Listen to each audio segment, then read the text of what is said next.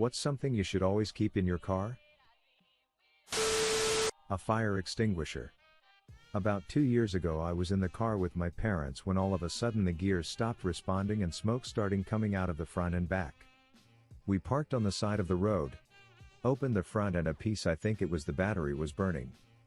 It was only put out because a man who was passing by riding a motorcycle quickly stopped, took off his jacket, soaked it in water from a bottle that he had with him, and covered the fire with it.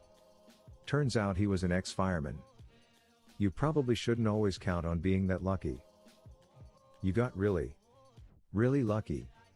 You are very unable to be able to put out a vehicle fire if your car catches on fire, and you're unlikely to really even be able to open the hood. Usually if a car lights on fire, it's gone. They are more useful if someone else has a crash and their car lights on fire. If you catch an accident right after it happens, you can potentially put out a fire caused by the accident. This allows correctly trained people to extract the occupants of the other car instead of dragging them out and possibly harming or killing them in the process. Pro tip: large trucks carry fire extinguishers.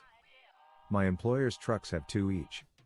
A small one in the cab and a 4 kilograms above the near side drive wheels. About 6 months ago, I saw a car broken down on the hard shoulder of a motorway. Because of the terrain, I could see under the car, and the flames under the front. I pulled off and stopped ahead of the car, grabbed the big extinguisher and ran toward it. As I came close, I shouted to the driver to get out. Nothing. Get out of the peeping car. Right now. Out. Out. The car is on fire. Get out. The driver didn't get out and I triggered the extinguisher under the car. Still yelling. The flames abated, but wouldn't go out completely. Something burning was dripping from the engine bay where the extinguisher couldn't reach. I ran to the driver's door to get the bonnet release. And the reason for the lack of response became apparent: the driver wasn't in the car. I looked toward the roadside, and saw him standing under a tree, looking confused and more than a little terrified. Open the bonnet. He unlatched it and I crouched down and to the side to open it. No fireball. And I hit the remaining flames with the extinguisher. Crisis over. He hadn't realized the car was burning until the screaming maniac with the fire extinguisher turned up. I left it with him and carried on. My employer's reaction? Generally positive. Sure. It cost them a fire extinguisher. But a burning vehicle would have closed the motorway for up to an hour, delaying dozens of our trucks, on a Friday afternoon. So yeah. Trucks carry fire extinguishers. Jumper cables. Tire repair kit, tire inflator. Or a spare. Remember when cars used to come with spare tires? Pepperidge Farm remembers. Tool kit. Jumper cables. Good snow removing tool. If it snows where you live. And de-icer. I'm paranoid enough in the wintertime to always have boots, gloves, water and a blanket too. I live in a more urban area but frequently travel into the mountains for work. I throw in a gallon of water, a sleeping bag, and a change of clothes suitable for mountain weather. A firefighter friend has pulled a number of dead bodies out of car accidents where the accident only killed the car, the people froze to death. One that sticks out is a pair of college-aged girls heading up to meet friends at house in Tahoe. They drove up wearing bikini tops, in winter, and froze to death after sliding of the highway. I don't know if they had warmer clothes they just didn't change into or if a friend had their bags in a separate car. But he was pretty bummed out about that one. If those girls had a wool blanket, sleeping bags, or coats, they'd have been cold, but alive. Blanket. I'd upgrade that to a 0F/20C sleeping bag. Still cheap. Still compact. Still good at any temperature. But so much nicer when it's needed. Undefined. Oh man. I've got one of these for backpacking and honestly it's too warm most of the time. Wind up sleeping with it fully unzipped. 3 limbs sticking out. It's especially awkward because it's a mummy bag so it doesn't just fold open neatly. Still, I'm glad that I have it when the temperature starts dropping past 50. Phone charger. A spare charger. One that you know it's in good condition and will work on case of emergency. Chargers in a car tend to get beat up and fail. Yes. When my partner and I first started dating, I thought it was pretty weird that he kept an array of chargers in a waterproof container in his car. 3 years later, those chargers have saved our butts so many times. Do not keep condoms in your car. The latex breaks down under heat and are susceptible to breaking when you use them. Other condom facts in case anyone here actually had the opportunity to a condom. Keeping condoms in your wallet/purse makes them degrade faster. Replace them every 3 months, I think.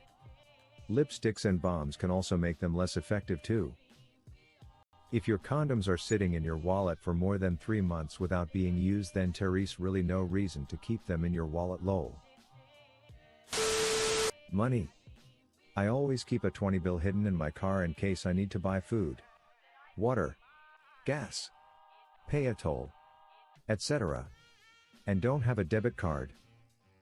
I keep 200 around 240 because you never know. A few years ago, the area I lived in lost power for an extended period of time. Gas was short, so even places with generators didn't have power. Places wouldn't take debit cards because there wasn't the capability. And ATMs were soon empty. And places ran out of small bills to give change when people showed up to buy goods. After that, I started putting all my singles and $5 bills into an envelope in my house at the end of each week. It is only about 300 as I don't use cash that often, so there are usually only a few bills to add to it each week. But I feel much better having it. Because as you said, you just never know. Dashcam. Front and back dashcam. More vehicles should come with built-in cameras as standard. I've seen a few posts of Teslas with their 360-degree camera coverage and it's absolutely incredible. Total peace of mind. Unless you're a terrible driver, I guess. Then it'd suck. An escape tool. At least 50 in cash. I second this. You get one for fairly cheap, and the one I have also comes with a built-in seatbelt cutter at the bottom end. I hope I'm never in a situation where I need to use it. But knowing I have it in my car gives me some sort of tranquility. Lol. Never had to use the business end. But the cutter is the reason why I still have legs after the only bad accident I've ever been in. The engine block collapsed shortly after I got out of the car. Undefined. Flashlight. Headlight. Keeps the hands free to work. I keep 2 headlights in my car just in case. It's helped on numerous occasions while driving in the dark. Water. This is excellent advice. It's even better if you combine it with a water bottle. Also, blankets and non-perishable snacks will make a breakdown much more bearable. I keep my water loose in my trunk to save money. Toilet paper. Flashlight. Knife. Wet wipes. Blanket. A can of motor oil. Jumper cables. And a couple of dollars. This is a kit I put together in every single car I ever had. I keep toilet paper in my car. Initially it was just something I figured I was likely to forget camping. Then COVID hit. Americans panicked and bought out all the toilet paper. I ran out before stores had finally restocked. Then I remembered the roll in the car. It absolutely saved my week. I just have mine for work speeps. Commercial toilet paper is a goddamn crime, I tell you what. A device to break a window should you end up in water.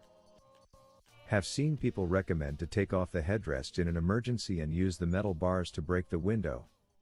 Could be a lifesaver if someone didn't have the glass breaking tool.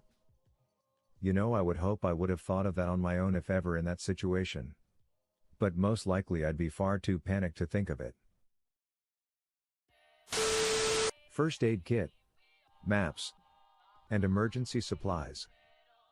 A fire extinguisher. Geese. If a cop pulls you over, and you have upwards of 10 live geese in your car, that officer really has to think about whether or not he wants to deal with that situation.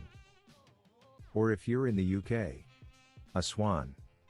Policeman officers are often looking for them. No luck catching them swans then? Kleenex and paper towels. And a pack of wet wipes or baby wipes. They come in so handy. Leave a like and a comment if you liked the video.